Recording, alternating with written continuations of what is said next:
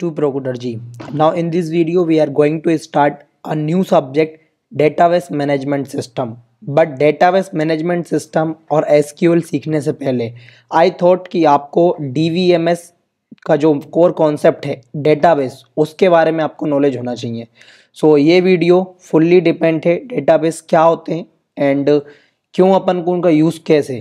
ऐसा बोला जाता है कि यदि आपको डेटाबेस का मैनेजमेंट सिस्टम का कोर कॉन्सेप्ट पता है तो आपकी इजीली जॉब लग जाएगी. ठीक है, तो आज के इस वीडियो में अपन कवर करेंगे इंपॉर्टेंस ऑफ डेटा. डेटाबेस को समझने से पहले डेटा की इंपॉर्टेंस क्या है, what are databases, properties of an ideal database, what are the existing types of database, relational database, what is DBMS. This is a different concept. ठीक है, आपको सेम रिलेट नहीं करना है. और इस वीडियो की खास बात यह है कि ये जो थ्योरी आपको पढ़ा रहा हूँ ये थ्योरी आपको at the time of placement आपसे यदि क्रॉस क्वेश्चन पूछे जाएंगे तो आप उसका logical accurate with the help of perfect example answer दे पाओगे, जिससे कि आपके प्लेसमेंट में इंटरव्यू क्रैक करने के चांस हाई है. Core functionality of DBMS, practical, ये सबसे इंपॉर्टेंट बात है इस वीडियो की. इस वीडियो में आप जो भी 4 ही ऑपरेशंस होते हैं किसी भी डेटाबेस के अंदर जिनको बोला जाता है CRUD ऑपरेशन, CRUD. ठीक है, ये होते हैं CRUD ऑपरेशंस. थोड़ा ड्राइंग के लिए सॉरी बट आपको एडजस्ट करना पड़ेगा. इनका मतलब होता है क्रिएट, रिट्रीव, अपडेट और डिलीट. कोई भी डेटाबेस ले लो आप, उनके साथ सिर्फ ये 4 ही काम करते हो. ठीक है, यही एक आइडियल चीज़ है डेटाबेस की कि आप डेटा के साथ सिर्फ 4 ही काम करते हो. क्रिएट करते हो, कहीं से उठाते हो, उसको अपडेट करते हो या तो उसको डिलीट करते हो. तो आपको अलग अलग टाइप्स ऑफ डेटाबेस और प्रैक्टिकल करके दिखाने वाले हैं, तो वीडियो को एंड टू एंड देखिएगा. I definitely sure if you complete the video till the end with me you got it something. Now database की कीज, ये एक इंपॉर्टेंट फैक्टर है. Cardinality and relationship of the database and drawbacks of database. अब ये जो मैं आपको points बता रहा था ये पॉइंट्स इतने ज़्यादा इंपॉर्टेंट है. यदि आपने ये क्लियर कर लिया तो उसके बाद आपको इस लेक्चर को देखने के लिए कुछ बेसिक सी चीज़ें आना चाहिए. और आप क्या सीख पाओगे, जैसे कि आपको सबसे पहले पाइथन का थोड़ा सा फंडामेंटल पता होना चाहिए, क्योंकि अपन जो ऐप क्रिएट करेंगे पाइथन वाली उसी से अपन इंटीग्रेट करेंगे अपने डेटाबेस को.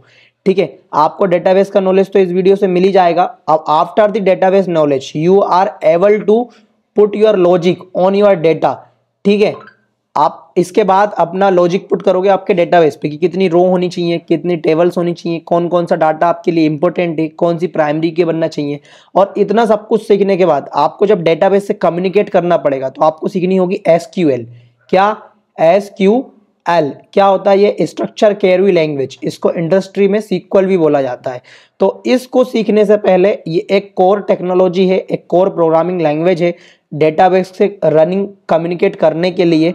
ठीक है, तो ये सीखने से पहले आपको डेटाबेस का फंडामेंटल जानना बहुत जरूरी है. तो बहुत हुआ वीडियो का introduction. Let start with our first point, what are the importance of data. क्योंकि आप एट द एंड जो कुछ भी सीखोगे मशीन लर्निंग में या अपनी डेटा फील्ड, डेटा साइंस में या फिर anything field you study, it's everything about data. ठीक है, तो यदि मैं सिंपल सी डेफिनेशन बोलूं, at the core everything is data. ऐसा मैंने क्यों बोला? बिकॉज आप देखो जो भी सारी रो इन्फॉर्मेशन है अपने पास, numbers, text, image, audio, video, everything is data. क्योंकि आखिर में एट द एंड सब 0 और 1 के कॉम्बिनेशन में ही कन्वर्ट होके कंप्यूटर को समझने वाले हैं. तो अब डेटा से आप क्या समझे, आपको डेटा से इंपॉर्टेंस क्या है? देखो 3 रिवोल्यूशनरी चीजें हुई इस पूरी दुनिया में. ठीक है, सबसे पहली रिवोल्यूशनरी चीज जो आई उसका नाम है कंप्यूटर्स. आप क्या करते थे कंप्यूटर में? आप डेटा के साथ काम करते थे. क्या करते थे आप? लोगों की डिटेल्स को आप एंट्री करते थे एक्सेल के अंदर, आप लोगों के परफॉर्मेंस को एंट्री करते थे, आप एक्सेल शीट पे अपना फाइनेंस को कैलकुलेट करते थे. ठीक है, तो एट द एंड क्या था, आप कंप्यूटर में भी डेटा के साथ ही काम करते थे. फिर थोड़े टाइम के बाद आया एक और रिवोल्यूशनरी चीज जिसका नाम था इंटरनेट. इंटरनेट ने क्या करा, इन सारे कंप्यूटर्स को आपस में कम्युनिकेट करने की एबिलिटी दे दी. क्या कर दी? कम्युनिकेट करने की एबिलिटी इसने दे दी. ठीक है, तो इससे क्या हुआ कि अपन और ज्यादा तेजी से आप डाटा को जनरेट करने लगे. क्या करने लगे? जनरेट करने लगे. बिकॉज आफ्टर इंटरनेट क्या आया? आफ्टर इंटरनेट आया FB आया. ठीक है, आफ्टर इंटरनेट आपका स्नैपचैट आया. आफ्टर इंटरनेट आपके क्या आए? आपके इंटरनेट आपका टिकटॉक आया. तो ये जो सारे ऐप थे इनके जो यूजर थे वो 100 मिलियंस में थे. ठीक है ना. तो ये सब क्या होने लगा कि डाटा जनरेट होने लगा with the help of internet. तो ये तो आप समझो कि डाटा की इंपॉर्टेंस कितनी है। अब एआई की यदि मैं बात करूं, जो आने वाली रिवोल्यूशन है या आ चुका है, ये तो बना ही पूरे डेटा के ऊपर है। आपको, यदि आपने मेरा डेटा एआई की प्लेलिस्ट देखी होगी तो आपको पता होगा किस तरह से एआई के मॉडल को ट्रेन करते हैं, मशीन लर्निंग मॉडल को ट्रेन करते हैं, कितना सारा अपन उसको एक परफेक्ट डाटा देते हैं, तब जाके वो ट्रेन होता है और प्रेडिक्शन निकाल पाता है, किसी चीज की प्रोबेबिलिटी बता पाता है। सो आई होप कि आपका कॉन्सेप्ट क्लियर हो रहा होगा कि क्यों डाटा इंपॉर्टेंट है। अब डाटा इंपॉर्टेंट है तो देखो क्या होता है कि डाटा को स्टोर करने का तरीका भी इंपॉर्टेंट होना चाहिए। जब आपके पास बहुत सारा डाटा होता है तो आप उसमें इजीली ऑपरेशंस कर पाओ, आप उसमें इजीली अपडेटेशन कर पाओ, उसको डिलीट कर पाओ, उसको शेयर कर पाओ। इन सब के लिए अपन एक परफेक्टफुल मैनर में डाटा को स्टोर करना आना चाहिए। बस वही स्टोर करने के तरीके को अपन बोलते हैं डेटाबेस। आई होप कि आपको क्लियर हुआ हो। There are some operations CRUD for to this you need to learn SQL। अब इनमें जो ऑपरेशंस होते हैं जिनको आप CRUD ऑपरेशंस के नाम से जानते हो, यदि आपको परफॉर्म करने हैं तो आपको SQL आना जरूरी है, स्ट्रक्चर क्वेरी लैंग्वेज। ठीक है, आप समझते हैं क्या है। सेकंड लेक्चर में अपन पढ़ने वाले हैं SQL के बेसिस कॉन्सेप्ट, तो आप उसकी भी दिक्कत में लेना, बट ये वीडियो का कॉन्सेप्ट है फुल ऑन डेटाबेस। तो all about structure query language known as SQL और simply SQL is a programming language that communicate through relational database. It is the easiest way to store, update, remove, search और retrieve information on the database. तो database, यदि आप इस concept को समझो कि what is database, तो उसके लिए मैं टैब स्विच करता हूँ, यहाँ पे चलते हैं व्हाट आर डेटाबेसेस। ठीक है, तो our database is a structure collection of related data design to meet an organisation information needs. Here is simply break down. तो अब डेटाबेस क्या हुआ, एक तरीके से आप यदि सोचो तो ये आपका डेटाबेस है। ठीक है, this is your database and this is your DBMS, this is your DBMS. तो डीबीएमएस क्या होता है, डीबीएमएस की यदि मैं बात करूं तो डीबीएमएस एक सॉफ्टवेयर है। क्या है, एक सॉफ्टवेयर है। जैसे कि एग्जांपल आप ले लो, MySQL ले लो, आप MongoDB ले लो, ये सब क्या है, एक डीबीएमएस है, एक सॉफ्टवेयर है जो बात करते हैं किससे, अपने डेटा बेस से बात करते हैं। ठीक है, जहां पे अपना डेटा स्टोर है। यदि आपको लग रहा है कि डेटाबेस कुछ अलग सी चीज है, तो ये कुछ नहीं है। डेटाबेस का सिंपल सा मतलब है डेटा एट द एंड आप फिजिकली सोचो कहाँ स्टोर होगा, आपकी SSD में स्टोर होगा या तो फिर आपकी हार्ड ड्राइव में स्टोर होगा। ठीक है, एक्चुअली होना तो वहीं पे स्टोर है ना, आपका SSD या हार्ड ड्राइव में डेटा। तो this is nothing, there are the physical parts of our computer, but at the end for logical term we known as database. ठीक है, तो अब यहाँ पे किस लिए काम आता है डेटाबेस का, डेटा स्टोरेज के लिए, store the large amount of structure data making easy to access and retrieve. आपको समझ में आ गया होगा डेटाबेस का यूज क्यों करते हैं अपन, लार्ज अमाउंट ऑफ डाटा को स्टोर करने के लिए, ताकि अपन उसको इजीली एक्सेस कर पाए, उसमें चेंजेस कर पाए, उसको एक्यूपाई कर पाए। डेटा की एनालिसिस करने के लिए अभी जो बड़ी बड़ी कंपनीज आपको दिख रही होंगी, ऐसा बोला जाता है कि यदि आपसे पूछा जाए कि व्हाट इज मनी, तो आप आंसर करोगे silver is a money, gold is a money, diamond is a money. But Bill Gates का कहना है कि डेटा इज अ मनी। क्यों, क्योंकि बड़ी बड़ी जो कंपनीज है डेटा को मानती हैं कॉइन। क्या मानती हैं, coin. It's a new digital coin, क्योंकि उसी से वो पैसे कमाते हैं। ठीक है, यदि सिंपल सा एग्जांपल दूं डेटा की इंपोर्टेंस का, तो आप व्हाट्सअप यूज करते हो, व्हाट्सअप आपके लिए हमेशा फ्री है, बट बिजनेसेस के लिए वो फ्री नहीं है। ठीक है, क्योंकि व्हाट्सअप को आपका डाटा चाहिए। यदि व्हाट्सअप अपनी सर्विसेज का आपसे पैसा लेने लगेगा तो आप डाटा जनरेट कैसे करोगे, आप आपस में वीडियो, ऑडियो, इमेजेस शेयर कैसे करोगे, वो डेटा व्हाट्सअप को कैसे मिलेगा। इसलिए जो बड़ी बड़ी कंपनीज हैं उनकी एक अलग टीम होती है डेटा को एनालिसिस करने के लिए, for enable the complex analysis, report generation and value insights. अपनी कंपनी की ग्रोथ पहचानने के लिए कौन सा डाटा उनके लिए इंपॉर्टेंट है, कंपनी की वैल्यू को हाइक करने के लिए। ठीक है, तो ये सारी चीजें आती हैं डेटा बेस के अंदर।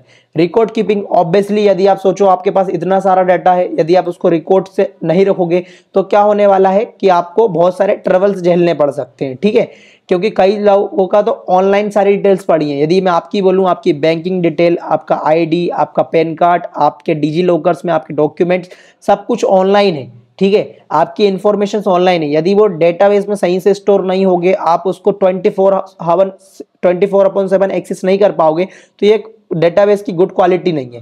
तो record keeping, track key records like transaction, customer details and inventory के लिए भी डेटाबेस का यूज अपन करते हैं। अब मैं बात करूं वेब एप्लीकेशंस का, तो सबसे ज्यादा यूज अभी जो हो रहा है वेब एप्लीकेशन के थ्रू वो डेटाबेस का हो रहा है for essential providing the dynamic content and managing users in web applications. Her website से डेटाबेस इंटीग्रेट है, वहां पे जाके अपनी इंफॉर्मेशन देते हो और डेटाबेस में इजीली स्टोर होती है। फॉर सम फेमस एग्जांपल, यदि आप कोडिंग चैलेंजेस का नाम भी ले लो, तो आपके जो भी स्ट्राइक्स हैं, आपके जो भी बैचेस हैं, आपकी जो भी डिटेल्स हैं, आपने जितनी प्रॉब्लम सॉल्व की हैं, एट द एंड उनको इस इंफॉर्मेशन को एक एक्यूरेट वे में स्टोर करना है, ताकि आप आगे जाके यदि देखो तो आपको पता चले कि आपने प्रीवियस में कौन सा डाटा जनरेट किया। ठीक है, तो summarise is the key role of the database play making them essential in many system.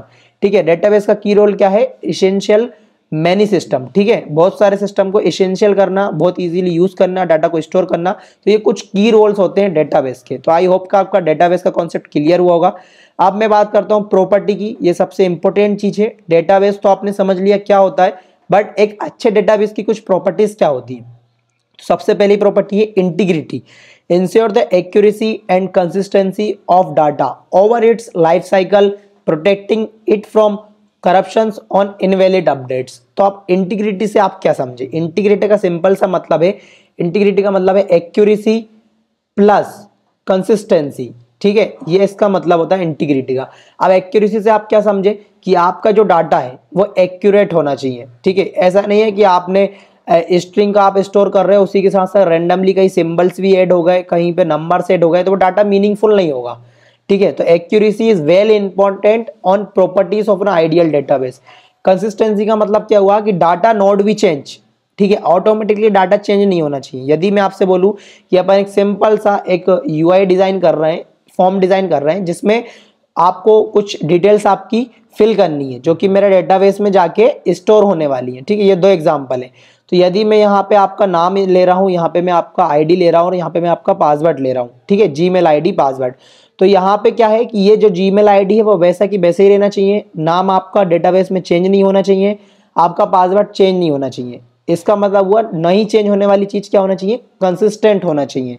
ठीक है, आगे जाके भी चेंज नहीं होना चाहिए। ऐसा नहीं कि आपने अपना नाम उत्कर्ष आपने वहां पे एंटर किया और आगे जाके वो जाके सत्यम बन गया, तो this is not a good quality. तो इंटीग्रिटी होना बहुत जरूरी है, और उसी इंटीग्रिटी को परफॉर्म करने के लिए की का कॉन्सेप्ट आता है डेटाबेस के अंदर, कि कुछ कीज आप डिफाइन कर देते हो जिनकी मदद से उनके अंदर चेंजेस होना पॉसिबल नहीं होते हैं। ठीक है, ड्राइंग के लिए I am absolutely sorry, but I hope कि आपका कॉन्सेप्ट क्लियर हो रहा होगा। यदि एबिलिटी की बात करूं मैं, तो क्या होता है? Guarantees that data is accessible when it's needed. Ability का सिंपल सा मतलब है, यदि आपका डाटा ऑनलाइन है तो आपको 24/7 आपको डेटाबेस सर्विस देना चाहिए। ऐसा नहीं है कि दिन में चल रहा है और रात में ऑफ हो गया। आखिर में आपको यदि रात में 3 बजे उठ के इंस्टाग्राम यूज करने की हैबिट है और डेटाबेस साउंड डाउन पड़ा होता है रात में, तो आप उसको ऐप्स को सेटिस्फाई नहीं होगे, आप उसको ऐप को यूज करना ही बंद कर दोगे। तो फिर इंस्टाग्राम पैसे कैसे कमाएगा, आपको ऐड कैसे दिखाएगा? इसलिए 24/7 डाटा को अवेलेबल रहना, it's also a good quality of database. ठीक है, लाइक यदि मैं मेरे कॉलेज की पोर्टल की बात करूं तो उसका 24/7 सर्विस नहीं है। आपने कई कॉलेज पोर्टल्स को देखा होगा, वो रात में 10 बजे के बाद ऑफ हो जाते हैं और सुबह 9 बजे या 8 बजे स्टार्ट होते हैं। क्यों? क्योंकि रात में हैकर्स वगैरह जो रहते हैं, प्रोग्रामर्स वगैरह रहते हैं, उनको थोड़ी सी चुल मची रहती है वेबसाइट के साथ हैकिंग करने की, और वेबसाइट इजीली हैक हो जाती है। यदि आपको हैकिंग के ऊपर भी कुछ टिप्स चाहिए तो आप कमेंट करिए। आपको यदि कुछ भी कॉन्सेप्ट समझ में नहीं आ रहा तो कमेंट करिए, I will try my best to solve your query as well as in a comment section. तो माय डियर फ्रेंड्स, अब इसके बाद अपन थर्ड क्वालिटी पढ़ते हैं, सिक्योरिटी। ऑब्वियसली यदि आप समझो आपका डेटाबेस यदि कहीं पे स्टोर है, यदि आप वहां पे डाटा स्टोर कर रहे हो, तो security is a very important term, क्योंकि लोगों की डिटेल्स ऑनलाइन पड़ी है। ठीक है, आपका इंपॉर्टेंट डाटा ऑनलाइन पड़ा है, तो protect data from unauthorised access, ensuring confidently integrity and proper authentication mechanisms. ठीक है, तो सिक्योरिटी बहुत ही ज्यादा इंपॉर्टेंट है। ठीक है, आपकी डेटाबेस के ऊपर। तो फोर्थ एप्लीकेशन क्या है? Independent of application. अब ये एक और इंपॉर्टेंट कॉन्सेप्ट है, इसको आप कैसे समझ सकते हो कि आप देखो यहाँ पे आपका वेब एप्लीकेशन है, ठीक है, आपका मोबाइल एप्लीकेशन है, आपका कुछ मान लो डेस्कटॉप एप्लीकेशन है। आप ऐसा तो नहीं है कि आप यहाँ पे आप सिंपल सा एग्जांपल लो इंस्टाग्राम का। ठीक है, इंस्टा का एग्जांपल यदि आप लो तो इनका डेटाबेस सेम है। यदि आप मोबाइल पे ऐप चलाओगे, यदि कुछ सेव कर लेते हो रील, तो उसकी डिटेल्स आप अपने डेस्कटॉप ऐप में भी देख सकते हो कि आपने क्या सेव किया था। यदि आप किसी से मैसेज करते हो तो आप मोबाइल में भी फ्रेंड को मैसेज कर रहे हो और बाद में जाके आप देख सकते हो आपके लैपटॉप पे कि हाँ मैंने ये मैसेज किया था। ठीक है, तो डेटा की इंडिपेंडेंसी का मतलब क्या हुआ कि सेम डेटाबेस जो है आपका वो रहना चाहिए और वो सारी जगह से इंटीग्रेट रहना चाहिए, आपके डेस्कटॉप ऐप से, आपके लैपटॉप वेबसाइट से, आपके मोबाइल ऐप से। ठीक है, तो ये होती है डाटा की independent of application. Data remain separate from the application that use it, allowing the multiple application to integrate with the same database without the data redundancy। ठीक है, तो ये समझ में आ गया। अब कंकरेंसी से आप क्या समझते हो? इसका सिंपल सा मतलब है enable multiple users to process and making data modify simultaneously without the conflict, maintaining consistency and isolation. तो कंकरेंसी का सिंपल सा मतलब है यदि आपके डेटाबेस पे एक साथ मिलियंस ऑफ रिक्वेस्ट जा रही हैं, यदि एक साथ मिलियंस ऑफ रिक्वेस्ट जा रही हैं तो उसको हैंडल करने की कैपेबिलिटी आपके डेटाबेस में होना चाहिए। यदि सिंपल सा एग्जांपल लें अपन, मिलियंस ऑफ रिक्वेस्ट एक साथ कैसे जाती हैं? जब भी विराट कोहली कोई न्यू पोस्ट करता है तो उसमें एक साथ व्यू आते हैं, उसमें एक साथ कमेंट्स आते हैं, उसमें एक साथ लाइक्स आते हैं, एक साथ शेयर्स आते हैं, एक साथ उसकी वीडियोस डाउनलोड होती हैं, एक साथ उसके कॉपी जनरेट होती है। तो ये सारी रिक्वेस्ट को आपका डेटाबेस एक साथ हैंडल कर रहा है, तो इट मींस आपके डेटा की कंकरेंसी बहुत एडवांस है।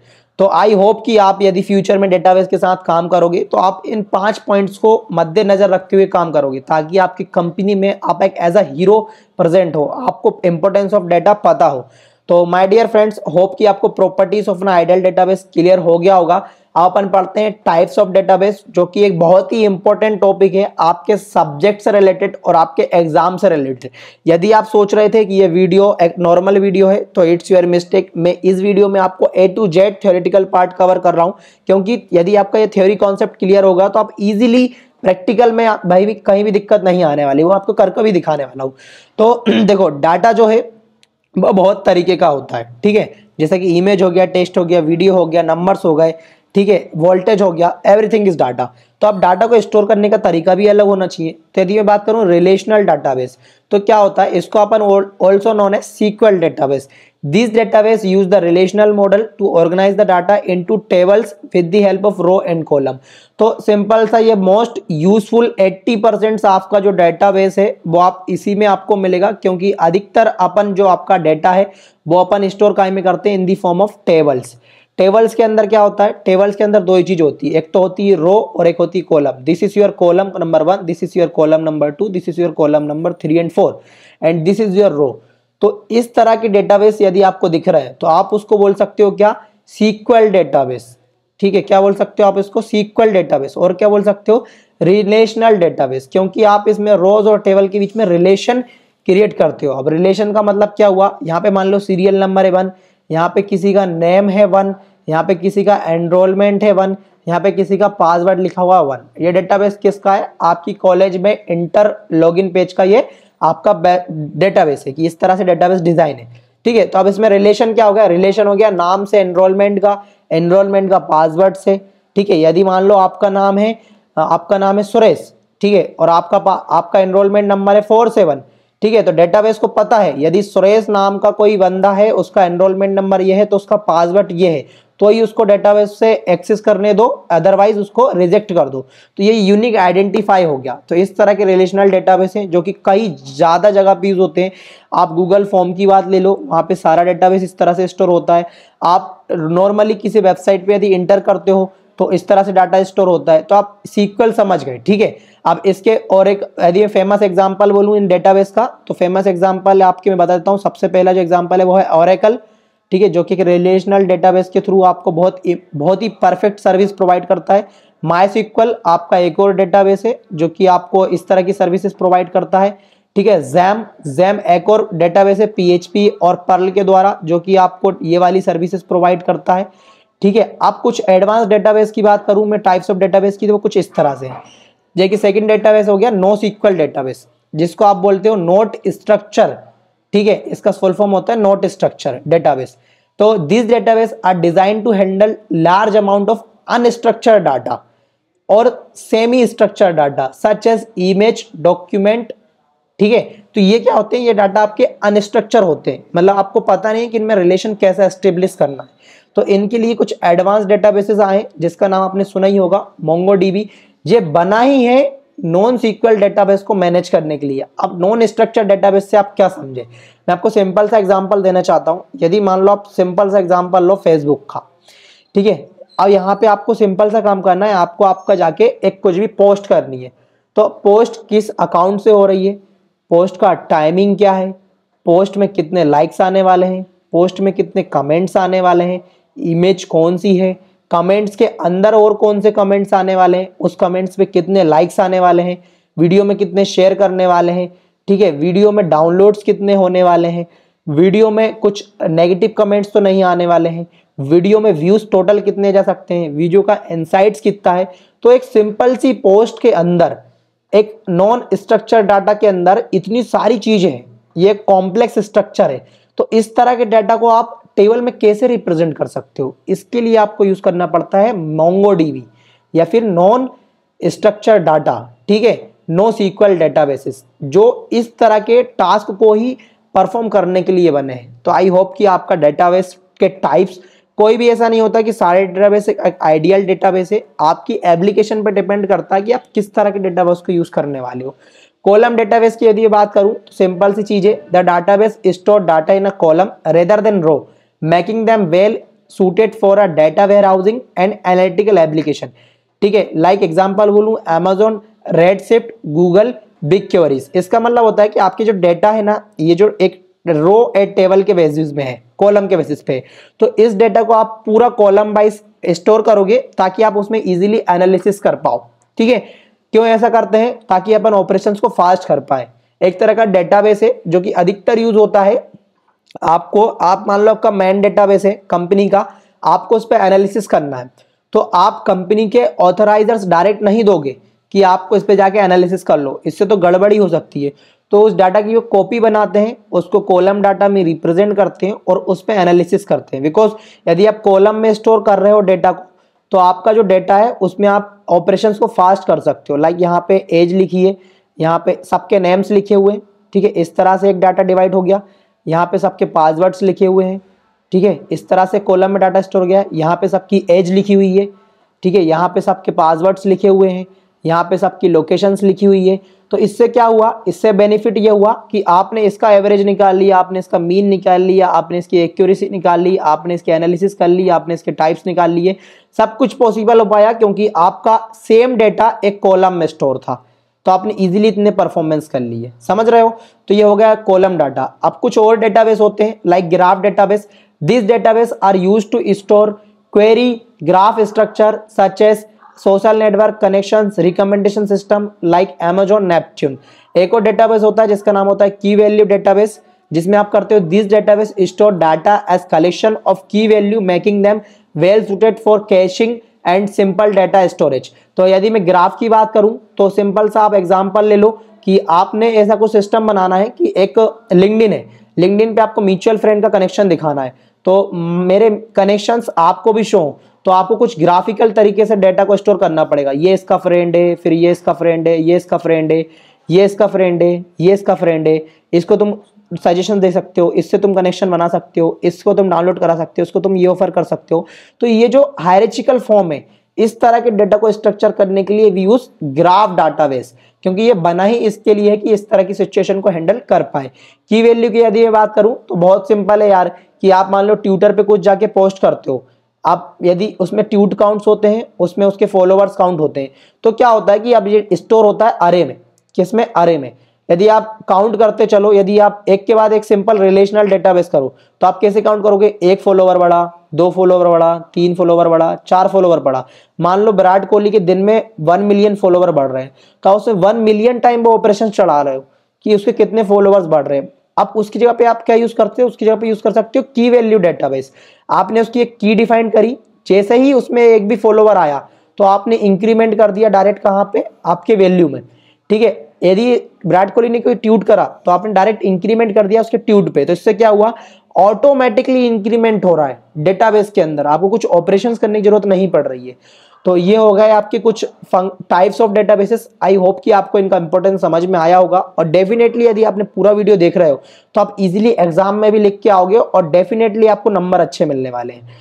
अब अपन बात करते हैं रिलेशनल डेटाबेस की। तो देखो मैंने आपको इतना तो बता दिया कि रो और कॉलम्स होती हैं, बट जब कंपनी में काम करते हो ना तो आपको कुछ इंपॉर्टेंट डोमेन्स होते हैं, उनको याद रखना पड़ता है। रिलेशनल डेटाबेस को क्या बोलते हैं? SQL database. This database is used for a relational models, organize data into tables, row and column. तो ये होता है आपका कुछ डेटा टेबल। अब टेबल को आप क्या बुला सकते हो, उसके अंदर रोज को आप क्या बुलाते हो? देखो मैं सिंपल सी चीज बताता हूँ। तो जो भी आपकी ये नेम होते हैं ना, आपके जो भी रो का मेन नेम होता है, इनको आप 3 नाम से बुला सकते हो। इनको आप कॉलम्स भी बोल सकते हो क्योंकि ये कॉलम्स है, इनको आप फील्ड्स भी बोल सकते हो और इनको आप एट्रीब्यूट्स भी बोल सकते हो। यदि आप कोई बोलता है आपके कॉलेज में, यदि आपका एचओडी बोलता है create 4 attributes on the table called employ ID, name, post ID and salary, तो you don't want to confuse कि what is attributes. Attributes means first name, ठीक है। अब यहाँ पे यदि एक और चीज बोलूं, इन कॉलम में नंबर्स ऑफ कॉलम कितने हैं, नंबर्स ऑफ कॉलम कितने हैं, ठीक है। तो नंबर्स ऑफ कॉलम को आप बोलते हो डिग्री। क्या बोलते हो? Degree. 1 column, 2 column, 3 column, 4 column, तो ये आपकी क्या होती है? ये होती है आपकी डिग्रीज ऑफ योर कॉलम। यदि आप कोई से बोले डिग्री क्या है, तो आप काउंट कर लो यहाँ पे कि आपकी नंबर ऑफ कॉलम्स कितनी है, तो आप बता दो कि ये आपकी क्या है? डिग्री है। अब माय डियर फ्रेंड्स, अपना जो सेकंड कॉन्सेप्ट आता है वो आता है किसका? कार्डिनलिटी का। कार्डिनलिटी क्या शो करती है? कार्डिनलिटी शो करती है नंबर ऑफ रोज का, कि आपकी नंबर ऑफ रोज कितनी है। तो आप उनको बोल सकते हो कि आपकी, यहाँ पे देखो लिखा हुआ है कार्डिनलिटी का मतलब होता है नंबर ऑफ रोज। आप काउंट कर लो कितनी नंबर ऑफ रोज है आपकी? 4 है। तो आप बोल दोगे कार्डिनलिटी कितनी है इसकी? 4 हो गई, ठीक है। अब एक और कॉन्सेप्ट चीज है आपकी, वो कॉन्सेप्ट क्या है आपका? टपल। आप रो को क्या बोल सकते हो? आपको रो, रिकॉर्ड या टपल्स भी बोल सकते हो, ठीक है। आपका जो सिंपल सा कॉन्सेप्ट था वो क्लियर हुआ। आप डोमेन का मतलब क्या होता है? आपका जो ये नंबर्स जो लिखे हुए हैं इनको आप डोमेन्स भी बोल सकते हो। तो आई होप का आपका पूरा कॉन्सेप्ट क्लियर हुआ हो कि किस तरह से अपन इन चीज़ों को रिप्रेजेंट करते हैं। मैं आपको एक और बार समरी दे देता हूँ कि यदि कोई पूछता है कि इस टेबल की डिग्री कितनी है, तो you just need to count the number of columns. यदि इसमें 5 कॉलम्स होते तो अपन बोल देते 5 इसकी डिग्री है। यदि कोई पूछता है कार्डिनलिटी इस टेबल की कितनी है, तो आपको कुछ नहीं करना, रो को काउंट करना है, दिस आर दी रोज, तो आप बोल दोगे इसकी कार्डिनलिटी 4 है। यदि आपसे कोई पूछता है what are the attributes of this table, तो you definitely say employee ID, name, post and salary. Attributes का सिंपल सा हिंदी का मतलब होता है गुण। क्या? किसी व्यक्ति के गुण। तो इस टेबल के गुण क्या है कि इसमें सैलरी स्टोर है, इसमें पोस्ट स्टोर है, इसमें नेम स्टोर है, इसमें एम्प्लॉय आईडी स्टोर है, ठीक है। तो ये हो गए आपके रिलेशनल डेटाबेस के कुछ इंपॉर्टेंट फैक्टर्स जो कि आपको हेल्प करेंगे जब आप कंपनी लेवल पे या इंडस्ट्री लेवल पे किसी सीनियर के साथ काम करोगे, ठीक है। तो मेरे जो सब्जेक्ट्स है या मेरा जो पढ़ाने का तरीका है बहुत ही सिंपल है कि आपको इंडस्ट्री लेवल और आपको इंटरव्यू लेवल तैयारी कराना, ताकि आपको बिल्कुल भी मतलब कॉन्सेप्ट में दिक्कत ना आए और आप इजीली आंसर्स कर पाओ फुल कॉन्फिडेंस के साथ।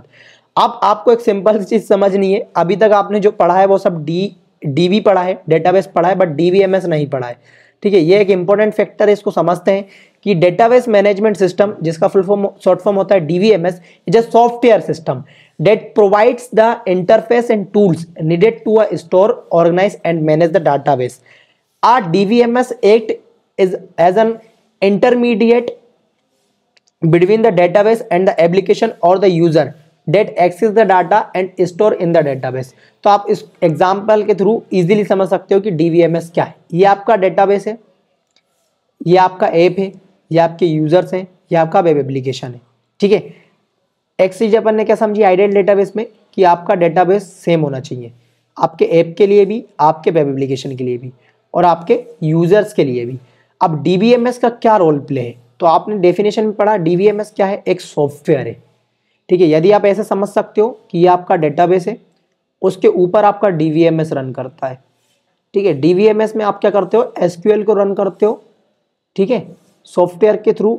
इस सॉफ्टवेयर के थ्रू आप इंटरेक्ट करते हो आपके डेटाबेस से, और डेटाबेस कुछ नहीं है, आपकी एसएसडी, आपकी हार्ड डिस्क है, जिसके थ्रू आप अपने डेटा को क्या करते हो? अपडेट करते हो, डिलीट करते हो, रिट्रीव करते हो, सर्च करते हो, ठीक है, मॉडिफाई करते हो। आई होप कि आपका कॉन्सेप्ट क्लियर हुआ हो कि व्हाट इज डीवीएमएस। डीवीएमएस एक सिंपल सा सॉफ्टवेयर है जो कि आपको हेल्प करता है। अब इसके ऊपर आप एक और लेयर चढ़ा सकते हो यहाँ पे, कि जो डीवीएमएस है, डीवीएमएस कहाँ पे? डीवीएमएस आपके ऑपरेटिंग सिस्टम में है, तो यहाँ पे एक और लेयर आ सकती है ऑपरेटिंग सिस्टम की। तो आई होप कि आपका क्लियर हुआ हो कि व्हाट इज द डीवीएमएस। अब डीवीएमएस से आप सिंपल सा ये डायग्राम है जो कि मैंने आपको ऊपर बना के बताया, उसको अच्छे से समझ लो कि this is your DBMS, this is your database and database is nothing just a hard drive and solid state drive on your operating system. तो डीवीएमएस का क्या रोल प्ले हुआ, डीवीएमएस का रोल है ये एक आपका सॉफ्टवेयर है, ठीक है, जो कि आपको हेल्प करता है डेटाबेस से इंटीग्रेट करने के लिए। अब कोर फंक्शनलिटी क्या क्या हो गई, वेरी सिंपल यार, डीवीएमएस की कोर फंक्शनलिटी क्या हो गई, डेटाबेस को मैनेज करना, स्टोर करना, रिट्रीव करना, मॉडिफाई करने में बहुत इजीली एक इंटरफेस प्रोवाइड करना। इंटीग्रिटी का मतलब क्या हो गया, वही आपको डेटाबेस जो है वो आपका आगे जाके चेंज नहीं होना चाहिए, एक्यूरेट आपको इन्फॉर्मेशन रहनी चाहिए। कनकरेंसी का मतलब आपको पता ही चल गया कि आपका डेटा में मल्टीपल यूजर्स यदि एनरोल करें तो आपका डेटाबेस फेल नहीं होना चाहिए। ट्रांजेक्शंस का मतलब क्या हुआ, modify the database must either be successful और not be happen to all. अब ट्रांजेक्शंस एक अलग टॉपिक है जिसमें आप मनी ट्रांसफर करने के बारे में पढ़ते हो। यदि आप मनी ट्रांसफर के बारे में डेटाबेस पढ़ोगे तो उनका कॉन्सेप्ट अलग होता है। उनका कॉन्सेप्ट होता है कि एक यूजर है, दूसरा यूजर है, दोनों को मनी ट्रांसफर करनी है तो एक टोकन जनरेट होगा, इसका बैलेंस फेक्ट होगा, इसका बैलेंस फेक्ट होगा, ये जितना पैसा सेंड करना चाहता है यहाँ पे एक टोकन के अंदर सारे ट्रांजेक्शन होंगे। फिर ये प्रोसेस कंप्लीट होने के बाद यहाँ पे जाके ये स्टोर होगा, यहाँ पे ये कंप्लीट होगा, उसके बाद आपको सक्सेस का मैसेज मिलेगा। तो ये सारा प्रोसेस मिली सेकेंड्स में होता है, बिकॉज कंप्यूटर सारे ऑपरेशंस को पीको सेकेंड्स, नैनो सेकेंड में परफॉर्म करता है, ठीक है। Computers are very fast. यदि मैं सिंपल सी बात बताऊं तो सीपीयू है, जीपीयू है, टीपीयू है, एनपीयू है, ठीक है, ये सारे प्रोसेसर्स होते हैं जो कंपनीज यूज करती हैं अपने ऑपरेशंस को और ज्यादा मल्टीपल टाइम फास्ट करने के लिए।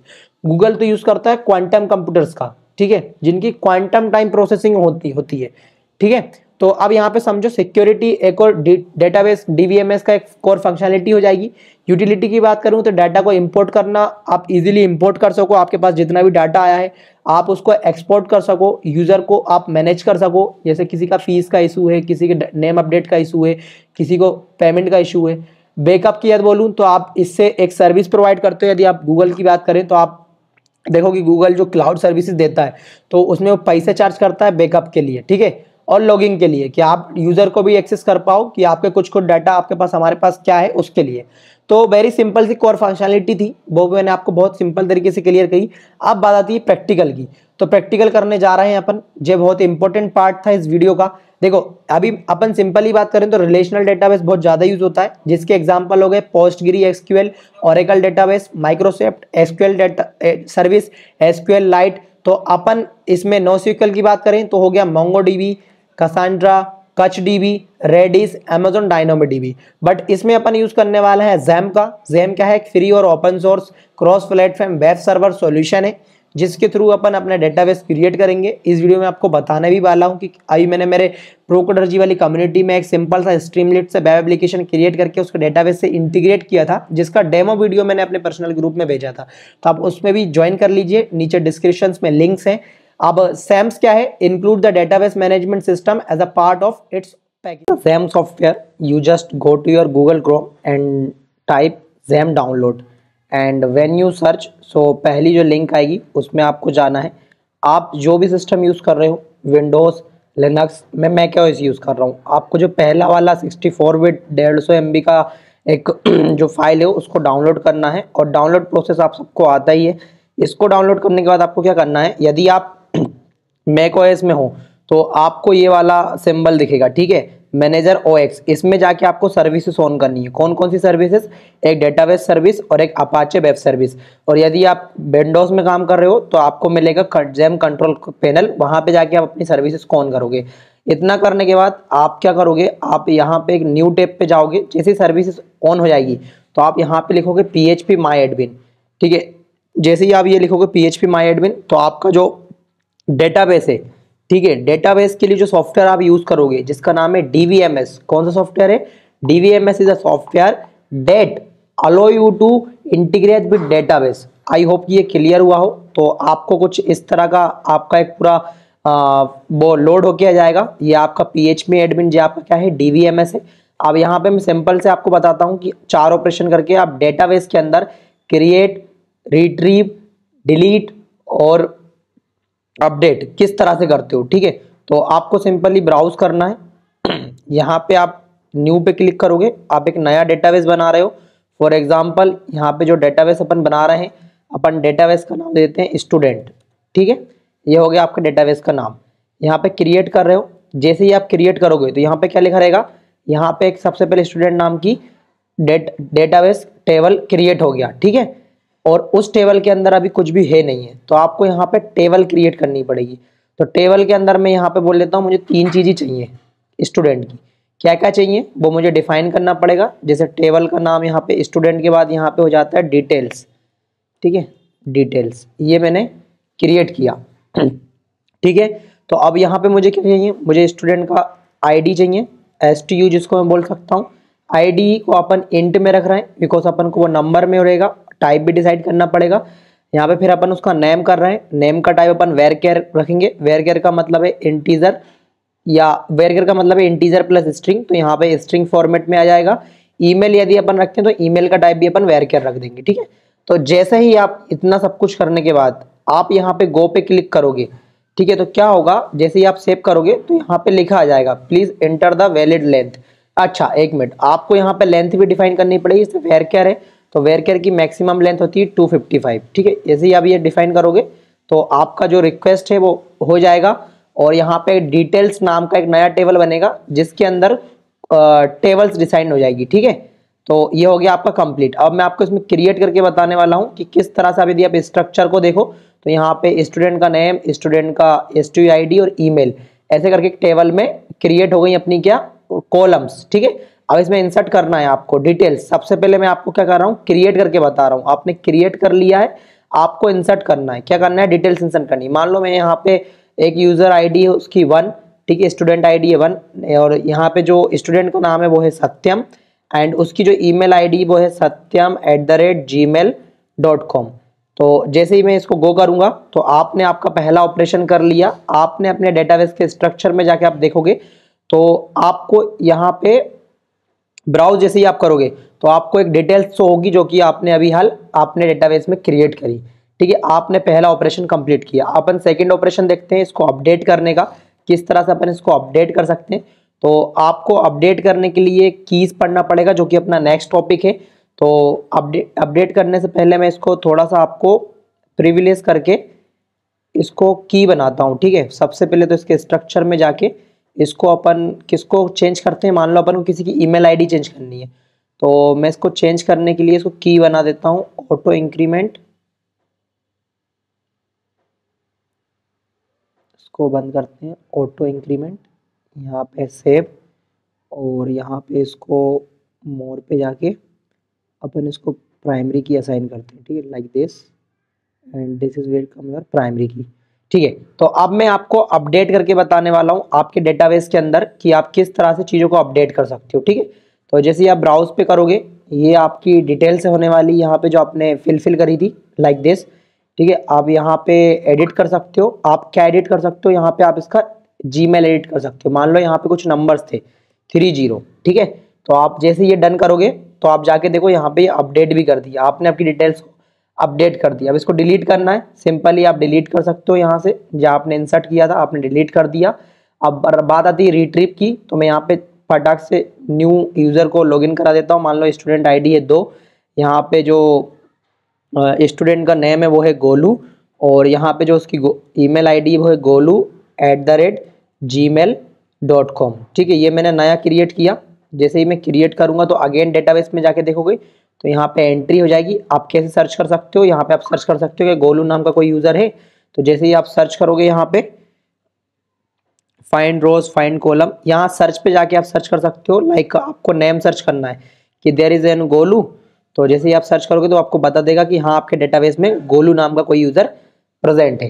तो अब मैंने आपको क्यों सिखाया, ये काम अपन SQL से भी कर सकते थे, बट यदि आप एक ये वाला सॉफ्टवेयर यूज करते हो तो आपको एक ओवरव्यू आइडिया हो जाएगा कि किस तरह से आप स्टूडेंट का टेबल क्रिएट करते हो, उस टेबल में के अंदर आप कॉलम और रोज को क्रिएट करते हो, किस तरह से आप डेटा को इंसर्ट करते हो, अपडेट करते हो, सर्च करते हो, रिट्रीव करते हो, ठीक है। ओवरव्यू होने के बाद आपको पता है कि आपको करना क्या है, तो फिर आप अप्रोच कर सकते हो SQL का। जैसे यदि मैं सिंपल सा यहाँ पे एक छोटी सी SQL क्वेरी लिखूँ तो मैं यहाँ पे लिख सकता हूँ क्रिएट डेटाबेस, ठीक है। डेटाबेस का नाम मान लो मेरे को यहाँ पे रिज्यूमे बोल के एक डेटाबेस बनाना है, ठीक है, लाइक दिस।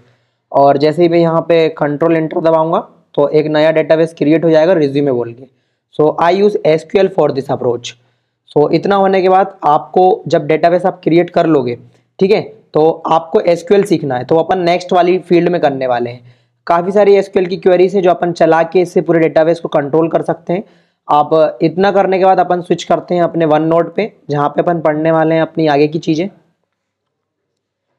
तो वन नोट पे स्विच करने से पहले आएगा टॉपिक था प्रैक्टिकल के बाद, वो था डेटाबेस की कीज़। तो इन कीज़ को अपन अप्रोच कर रहे हैं, ठीक है। यहाँ पे मैं अपना फेवरेट स्विच मोड ऑन कर लेता हूँ लाइक दिस। तो डेटाबेस कीज़ क्या होती है, जैसा कि आपने देखा कि मैंने जब वहाँ पे आपको डेटाबेस क्रिएट करा था और ईमेल को अपन ने प्राइमरी की बनाया था, तो की का कॉन्सेप्ट क्या है। की का कॉन्सेप्ट बहुत ही यूनिक है। इसकी मदद से आप क्या करते हो, डेफिनेशन पढ़ते हो और बताते हैं। A key in a database uniquely identifies a row in a table, ensuring data integrity and establishing the relationship between tables. Here is a simple breakdown. So देखो मैं आपको बताता हूँ कि आप किस तरह से कीज़ का यूज़ करते हो और आपको क्यों यूज़ करना चाहिए कीज़ का।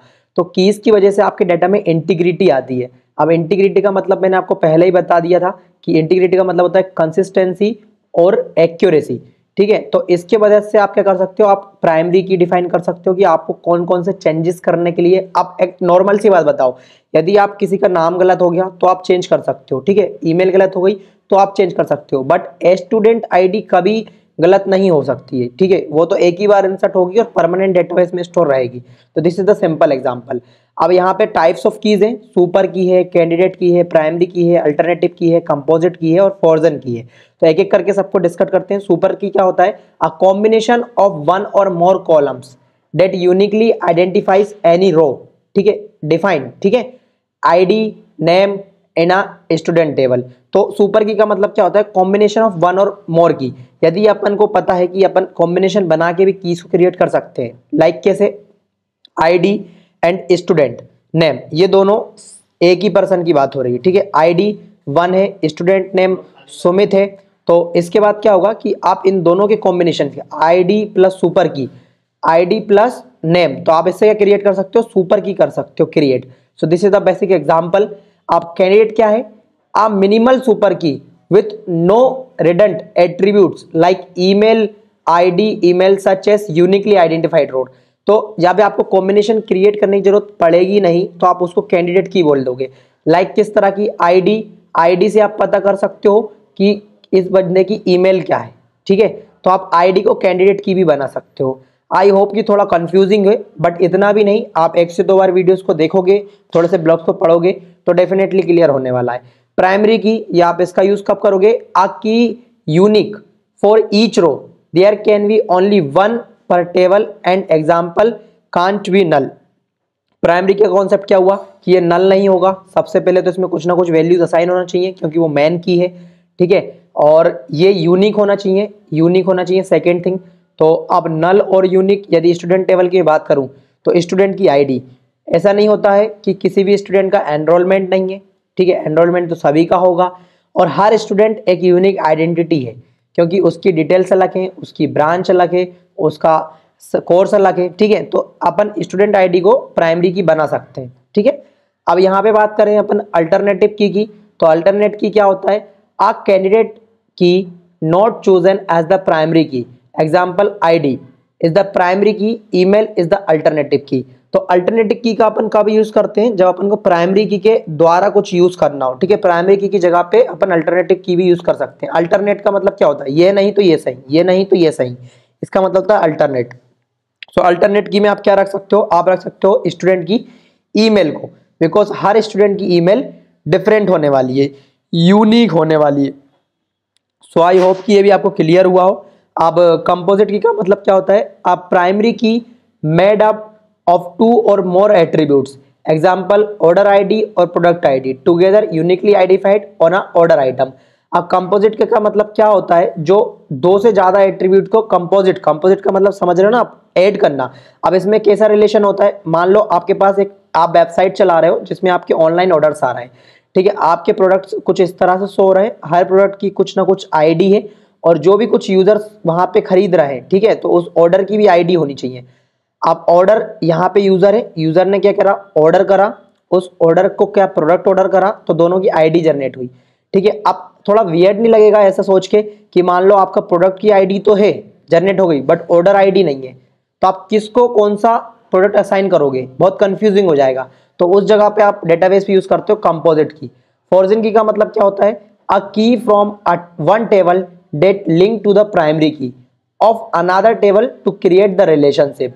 एग्जाम्पल के लिए in order table customer ID is a foreign key referencing the customer table. अब फॉर्जन को तुम समझ सकते हो कि ये रिफरेंस देती है दूसरे टेबल को। यदि आपको पता करना है कि यार ये ऑर्डर आईडी मेरे पास है, ये प्रोडक्ट आईडी मेरे पास है, तो ये किस कस्टमर ने दिया है, तो इन दोनों के कॉम्बिनेशन से आप इन दोनों के रेफरेंस से आप कहां पहुंच सकते हो, आप पहुंच सकते हो आपके कस्टमर तक।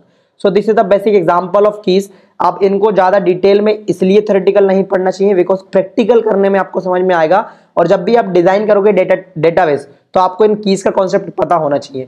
सो these keys help maintain data accuracy and relation between the table and database। I hope कि गाइस ये क्लियर हुआ हो। आपको थोड़ा सा ही प्रॉब्लम आ रहा है तो you can just put your comment, I will try my best to solve your query as well as in a comment section. Now next topic is what, next topic is cardinality and relationship. ठीक है, cardinality of relationship, इसका मतलब क्या होता है। Cardinality in a database relationship refers to the numbers of occurrence on an entity in a relationship with another entity। Cardinality defines the number of instances of one entity that can be associated with a single instance of the related entity। अब इससे मतलब क्या समझे, देखो किसी भी चीज में यदि आप ध्यान से देखो तो तीन ही रिलेशन हो सकते हैं। अब मैं तीनों रिलेशन को डिफाइन कर रहा हूं एक बेसिक से एग्जांपल के साथ। ठीक है, बेसिक से एग्जांपल क्या है, या तो रिलेशन होगा 1 to 1, ठीक है, या तो रिलेशन हो सकता है 1 to many, और या तो रिलेशन हो सकता है many to many like this. ठीक है, ये तीनों आपके एग्जाम्पल हुए। अब इससे आप क्या समझ रहे हो, इससे आप सिंपल से समझ सकते हो कि एक वेबसाइट है, मान लो यूडेमी का एग्जाम्पल लेते हैं, तो वहां पर रिलेशन कैसा होगा किसी स्टूडेंट का, या तो एक स्टूडेंट आईडी है, ठीक है, वो किसी कोर्स में एनरोल कर रहा है, तो ये कौन सा रिलेशन हो गया, 1 to 1 रिलेशन हो गया।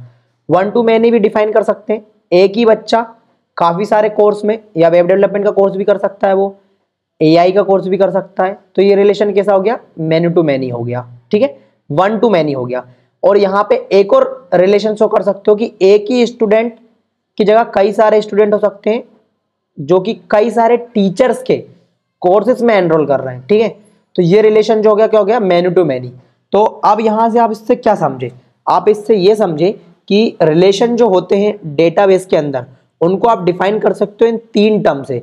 तो इससे आप अपने डेटाबेस को अच्छी तरीके से डिजाइन कर सकते हो कि हाँ इनका रिलेशन इससे होने वाला है, तो मैं इसको प्राइमरी की, इसको कंपोजिट की, इसको फॉर्जन की, इसको अल्टरनेटिव की, इसको फॉर्जन की, इसको सुपर की, इस तरह के कॉम्बिनेशन से बना सकता हूँ। ठीक है, तो एग्जाम्पल, अब एंटिटी का मतलब हुआ, एंटिटी का मतलब हुआ ऑब्जेक्ट। ऑब्जेक्ट कुछ भी हो सकता है, even this circle is a object, everything is a object in this universe. ठीक है, अब पर्सन के साथ कैसा रिलेशन है, देखो यदि ये कोई पर्सन है, उसका ड्राइविंग लाइसेंस नंबर है, तो ये 1 to 1 रिलेशन हुआ। ये एग्जांपल्स हैं, ये कैसा एग्जांपल है भाई, लाइसेंस नंबर और डिफरेंट नहीं हो सकता दो पर्सन के। कभी देखा है तुमने कि दो पर्सन के सेम लाइसेंस नंबर, ऐसा नहीं होता है, बिकॉज उनका जो रिलेशन होगा वो 1 to 1 होगा, ताकि अपन आगे डिफाइन कर पाए कि यदि किसी ने इसने एक्सीडेंट किया है तो हाँ ये इसके, अपन इसके क्राइम से पता कर सकते हैं कि यही क्राइम क्रिमिनल है। ठीक है, सिंपल सा, इसलिए कुछ यूनिक चीजें होती हैं। स्टूडेंट और कॉलेज ब्रांच, ये रिलेशन कैसा है, ये रिलेशन भी 1 to 1 है, क्योंकि इसमें एक स्टूडेंट एक ही ब्रांच में एनरोल कर सकता है। रेस्टोरेंट और ऑर्डर, ये कैसा रिलेशन है, ये रिलेशन है आपका 1 to 1। ठीक है, रेस्टोरेंट है और ऑर्डर से। ठीक है, अब रेस्टोरेंट और मेन्यू, जो रिलेशन कैसा होता है, 1 to many हो सकता है, बिकॉज रेस्टोरेंट के अंदर कई सारी मेन्यूज मिल सकती हैं आपको, जो रिलेशन हो गया 1 to many। स्टूडेंट और कोर्स, ये हो गया मेन्यू टू मेन्यू, एक स्टूडेंट काफी सारे कोर्सेज में एनरोल कर सकता है। सो आई होप कि आपको कार्डिनलिटी और रिलेशनशिप का कॉन्सेप्ट क्लियर हुआ हो। यही तीनों रिलेशंस होते हैं जो भी आप डिफाइन कर सकते हो आपके डेटाबेस टेबल के अंदर। अब बात करते हैं अपन कुछ लास्ट टर्म की, क्योंकि वीडियो को लेंथी नहीं करना है। कॉन्सेप्ट यही था कि आपको इजीली सब कुछ क्लियर हो। अब ड्रॉबैक्स क्या है, कुछ फेमस ड्रॉबैक्स हैं डेटाबेस के जो भी आपको पता होना चाहिए। कि सबसे पहली चीज आ जाती है कॉम्प्लेक्स। ये वीडियो भी थोड़ा सा कॉम्प्लेक्स आपको लग रहा होगा, बट इतना कॉम्प्लेक्स है नहीं। कॉम्प्लेक्सिटी किस लिए है, sitting up maintaining the large database can be consuming and complex. आपको एक रोल पता होगा डेटा एडमिन का, जो कि कंपनी का एक बहुत ही इंपॉर्टेंट रोल होता है। उसका काम होता है सिर्फ डेटा को, बेस को मैनेज करना। ठीक है, बहुत सारी कॉम्प्लेक्स चीज़ों को हैंडल करना। यदि डेटाबेस डाउन हो गया तो आप सोच सकते हो कंपनी कितना लॉस खा सकती है, कितने सारे यूजर्स उसके जा सकते हैं, कितना प्रोडक्टिविटी उसका रुक सकता है। इसलिए डेटाबेस के ये एक ड्रॉबैक है कि वो कॉम्प्लेक्सिटी उसमें थोड़ी ज़्यादा है। कॉस्ट ऑब्वियसली गाइस, आप यदि कभी देखना कि गूगल, माइक्रोसॉफ्ट, ये सब लोग कितना ज़्यादा कॉस्ट लेते हैं, ये सब सर्विस प्रोवाइड करते हैं डेटाबेस की, क्योंकि उन्हें पता है storage in digital storage is a real currency, ठीक है, रियल मनी। तो जो छोटी छोटी कंपनीज होती हैं उनके डेटाबेस के जो बिल्स होते हैं वो बहुत ज़्यादा होते हैं, बिकॉज हार्डवेयर सॉफ्टवेयर वो एफर्ट नहीं कर पाएंगे अपने सॉफ्टवेयर को रन करने के लिए, अपने डाटा को स्टोर करने के लिए।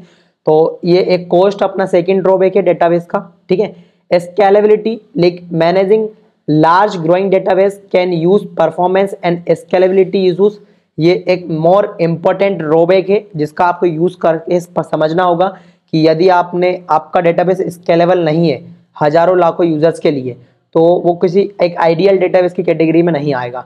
डेटा इंटीग्रिटी, ऑब्वियसली गाइस, ये भी बहुत ही मतलब डिफिकल्ट ड्रॉबैक है। बोला जाए तो answering the accurate consistent data specifically multiple users can be try, ठीक है। डेटा का इंटीग्रिटी रखना एक थोड़ा सा चैलेंजिंग काम है। ये चैलेंज होता है डेटाबेस में, आपके डेटाबेस को क्लियर करना, ठीक है, आपकी इंफॉर्मेशन को एक्यूरेट रखना। Security, obviously one of the millions users are posted their personal details on the online database. Security is a one more example like a drawback. And data migration, transforming data between database upgrading system can be time consuming. तो ये जो है ना, इसको आप बोल सकते हो सबसे बड़ा ड्रॉबैक। यदि मान लो कई नई नई सर्विसेज आती रहती है डेटाबेस को प्रोवाइड करने के लिए, डेटा क्लाउड सर्विसेज प्रोवाइड करने के लिए, अब कई नई कंपनीज आती हैं तो वो क्या करती है, ऑफर प्रोवाइड करती हैं बड़ी बड़ी कंपनीज को सालों के लिए, 5 साल के लिए, कि आप यदि इतना का प्रीमियम सब्सक्रिप्शन लेते हो तो हम आपको इतने का डिस्काउंट देंगे। तो आपका जो डेटा माइग्रेशन होता है उसका मतलब होता है आपका जो पुराना डेटाबेस है उसको किसी नए डेटाबेस में शिफ्ट करना।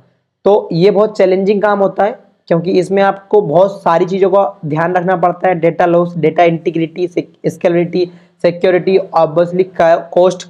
तो ये वाला जो काम होता है, जब ये होता है तो इसमें पूरा कंपनी का फोकस इसी काम पे होता है, बिकॉज ये चीज बहुत इंपॉर्टेंट है, ठीक है। Flexibility, like database often have rich structure making it hard to adapt and changing to need. So this give you a clear view about the database. एक छोटी सी समरी में आपको देता हूँ और इसी के साथ वीडियो को क्लोज करेंगे। आपको यदि वीडियो अच्छा लगा हो तो please share this video with your friends.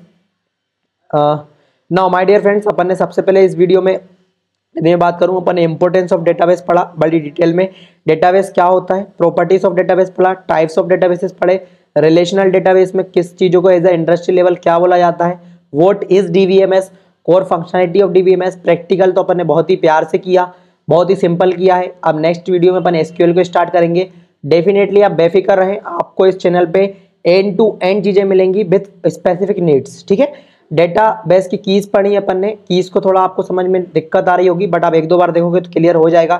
Cardinality of relationship, किस तरह के रिलेशंस एस्टेब्लिश कर सकते हो, drawbacks of database. So thank you guys for coming me at the and with me. If you complete this video till last with me, so please subscribe the channel, like the button and share this video with your friend, and also join my Procodergy community। मिलते हैं किसी next video में।